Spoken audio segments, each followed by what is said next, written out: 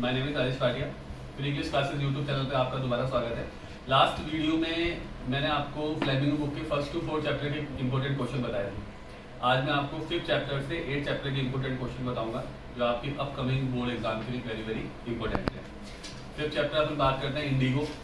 Indigo chapter आपको पता है महात्मा गांधी के बारे में है, ठीक है। इस चैप्टर के अंदर ही बताया गया है कि किस तरीके से इंडिगो जो प्रॉब्लम्स थी फार्मर्स की, उस प्रॉब्लम्स को जब महात्मा गांधी ने सॉल्व किया तो किस तरीके से महात्मा गांधी की पॉलिटिकल लाइफ के अंदर क्या आया था, टर्निंग पॉइंट आया था।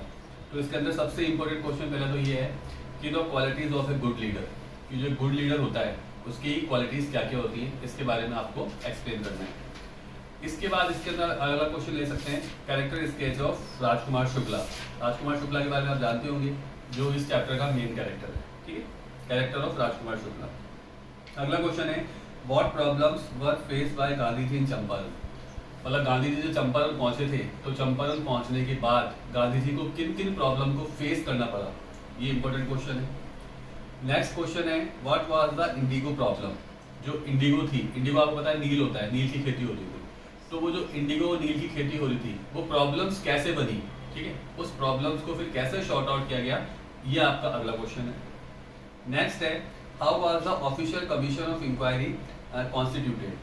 आपको पता है कि जब गांधी जी की और अंग्रेजों की तरफ से डिसाइड हो गया था कि अंग्रेज क्या करेंगे, किसानों को पैसा वापस लौटाएंगे, तो उन्होंने एक कमेटी बनाने का ऑफर दिया था। तो वो जो कमेटी बनी थी, जो कमीशन बना था इंक्वायरी कमीशन, वो किस तरीके से कॉन्स्टिट्यूट हुआ, किस तरीके से बना, ये इसके अंदर एक इंपॉर्टेंट क्वेश्चन है। अब अपन बात करते हैं नेक्स्ट चैप्टर। नेक्स्ट चैप्टर अपना है पोएट्स एंड पैनकेक्स, जिसके अंदर जैमिनी स्टूडियो के बारे में बताया गया है। इसके अंदर जो मेन क्वेश्चन बनेगा वो बनेगा कोठा मंगलम सुब्बू के बारे में। अगर आपने चैप्टर ढंग से पढ़ा है तो आपको कैरेक्टर याद होगा, कोठा मंगलम सुब्बू।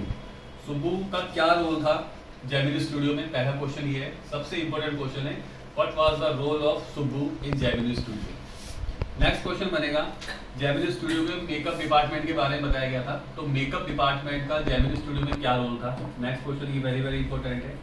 और थर्ड क्वेश्चन जो है वो भी कोठा मंगलम सुब्बू के बारे में ही है, कि उसके कैरेक्टर स्केच के बारे में लिखो। तो कैरेक्टर स्केच ऑफ कोठा मंगलम सुब्बू, ठीक है। What was the role of Subbu in Gemini studio और what was the use of makeup department of Gemini studio. 3 question हो गए इसी के 6 चैप्टर के। अगला अपन बात करते हैं इंटरव्यू के बारे में। इंटरव्यू वाले चैप्टर में बताया गया है इंटरव्यू के पॉजिटिव व्यूज क्या होते हैं और नेगेटिव व्यूज क्या होते हैं। तो 2 क्वेश्चन तो आपके ये इंपॉर्टेंट बन गए, क्वेश्चन वेरी वेरी इंपॉर्टेंट, कि what were the some positive views on interview first, और what are the some of negative views on interview. मतलब इंटरव्यू में तो नेगेटिव व्यूज पूछा जाएगा या पॉजिटिव व्यूज पूछा जाएगा। इसके अलावा एक क्वेश्चन अपन इसके बारे में ले सकते हैं, जो अम्ब्रेटो इको का जो इंटरव्यू हुआ था, जो बी पार्ट के अंदर दिया हुआ है 7 चैप्टर में। क्वेश्चन है what was the theme of the novel of Umberto Eco the name of the rose. Umberto Eco ने जो नॉवल लिखा था, जिस नॉवल का नाम था द नेम ऑफ द रोज, उसकी थीम क्या थी, ये टॉपिक। अब अपन बात कर रहे हैं last chapter going places. Sophie नाम की लड़की के बारे में चैप्टर है, आपको पता ही है, ठीक है, अगर आपने चैप्टर ढंग से पढ़ा है तो। हालांकि ये चैप्टर इतना इंपॉर्टेंट नहीं है, लेकिन फिर भी मैं इसके आपको 4 क्वेश्चन जो बता रहा हूँ वो 4 क्वेश्चन आप सही तरीके से कर लेना। फर्स्ट है what is the return about the adolescent fantasy and hero worship, ठीक है। जो अपनी जो किशोर अवस्था की जो एज होती है, उस एज के अंदर हम लोग क्या करते हैं, ठीक है ना, जो वर्शिप होती है, जो पूजा होती है, उसके बारे में हम क्या सोचते हैं। अगला क्वेश्चन है what was Sophie attracted by the world visited by Geoff. अब जियोफ कौन था यहाँ पे, सोफी का ब्रदर था, ठीक है। तो सोफी ऐसा क्यों चाहती थी कि जो पूरी की पूरी दुनिया है ना, वो सोफी की ओर और सोफी के भाई जियोफ की ओर क्या हो, अट्रैक्ट हो। थर्ड क्वेश्चन है how did Sophie describe her meeting with Danny Casey. Danny Casey भी आपको याद होगा, डैनी केसी इसमें एक फुटबॉल प्लेयर है जिससे सोफी क्या करती है, प्यार करती है, लव करती है।